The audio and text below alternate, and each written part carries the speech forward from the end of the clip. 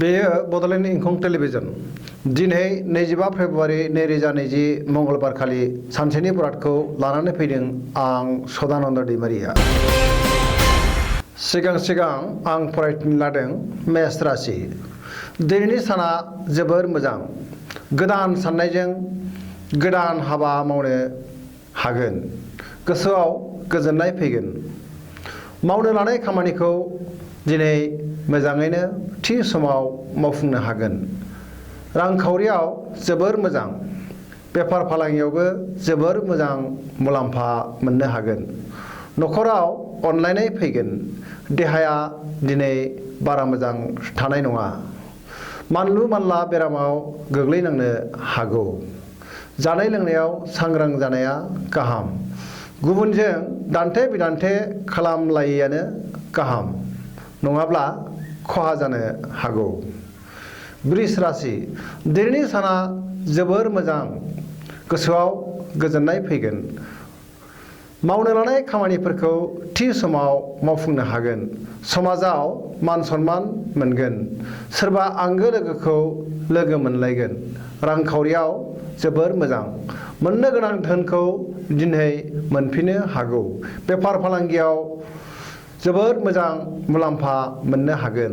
गुबुननि गोसोखौ बोनो हागोन। न'खराव बिसि फिसायनि गेजेराव अनलायनाय फैगोन। सेंग्रा सिख्लाफोरा गावबा गावनि गोसोनि बाथ्राखौ फोरमायलायनो हागोन। मिथुन राशि। दिनैनि साना जोबोर मोजां। गोसोआव गोजोननाय फैगोन। मावनो लानाय खामानिफोरखौ थि समाव मावफुंनो हागोन। गुबुननि हेफाजाब मोनगोन। धोरोम शास्त्रआव दिनै मोजां मोन्दांथि फैगोन। सोरबाया सिगांनि जिउ जारिमिनखौ बुरखांफिननो नाजागोन। रांखावरियाव जोबोर मोजां। न'खराव अनलायनाय फैगोन। देहाया मोजाङैनो थागोन। बेफार फालांगियाव मोजां। कर्कट राशि। दिनैनि साना बारा मोजां नङा। गोसोआव गुलाय गुजाय साननाय फैगोन। अदेबानि रांखावरियाव जोबोर मोजां होनजायो। बेफार फालांगियावबो मोजां। गुबुना नोंखौ गाज्रि नोजोरजों नायखोमागोन। बिसि फिसायनि गेजेराव एना एनि फैनो हागौ। देहाया दिनै बारा मोजां थानाय नङा। गुबुनजों दान्थे बिदान्थे जानो हागौ। सोरबाया नोंखौ रायखोमागोन। फरायसाफोरनि थाखाय दिनै जोबोर मोजां सान।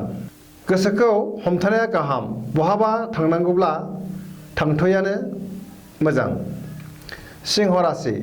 दिनैनि साना जोबोर मोजां आरो गाज्रिनि गेजेरजों बाबेनलांगोन। आखायाव थानाय रांखावरिया खरसा जागोन। गोसोआव गुलाय गुजाय साननाय फैगोन। गुबुनजों दान्थे बिदान्थे खालामैयानो गाहाम। बहाबा थांनांगौ जायोब्ला दिनै थाङैयानो गाहाम। गुबुन लोगोफोरनिफ्राय हेफाजाब मोननो हागौ। बेफार फालांगियाव मोजां। गुबुननिफ्राय मोजां खौरां फैनो हागौ। कन्या राशि। दिनैनि साना जोबोद मोजां आरो गाज्रिनि गेजेरजों बाबेनलांगोन। गोसोआव गुलाय गुजाय साननाय फैगोन। गोबां खामानियाव मुखुब थानांगोन। अदेबानि गोसोनि साननाया जाफुंगोन। रांखावरियाव मोजां। बेफार फालांगियावबो मोजां मुलाम्फा मोननो हागोन। गोसोआव बोलो बांगोन। सेंग्रा सिख्लाफोरा बहानिफ्रायबा मोजां खौरां मोननो हागौ। गुबुननि हेफाजाब मोनगोन। तुला राशि। दिनैनि साना जोबोर मोजां। मावनो लानाय खामानिफोरखौ थि समाव मावफुंनो हानानै गोसोखौ गोजोननाय मोनगोन। न'खराव अनलायनाय फैगोन।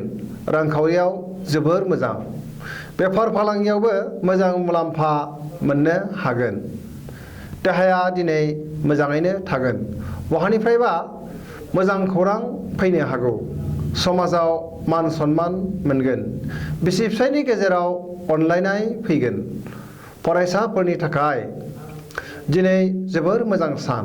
सेंग्रा सिख्लाफोराबो गावबा गावनि गोसोनि साननायखौ फोरमायलायनो हागोन। वृश्चिक राशि दिनैनि साना वृश्चिक राशिनि थाखाय जोबोर मोजां। गोसोनि साननाया जाफुंगोन। गोसोखौ गोजोननाय मोनगोन। गोदान साननायजों गोदान खामानि मावनो हागोन। न'खराव अनलायनाय फैगोन। गुबुननि गोसोखौ बोनो हागोन। गुबुनजों अनजागोन। रांखावरियाव जोबोर मोजां। गोदान बिथांखि लानो हागोन आरो मावफुंनो हाजोबगोन। बेफार फालांगियाव जोबोर मोजां मुलाम्फा मोननो हागोन। बहानिफ्रायबा दिनै मोजां खौरां फैनो हागौ। देहाया मोजाङैनो थागोन। बिमा बिफाखौ जोथोन लायोब्ला गोबां बोर मोनगोन। बिमानि देहाया दिनै मोजां थानाय नङा। धनु राशि दिनैनि साना जोबोर मोजां।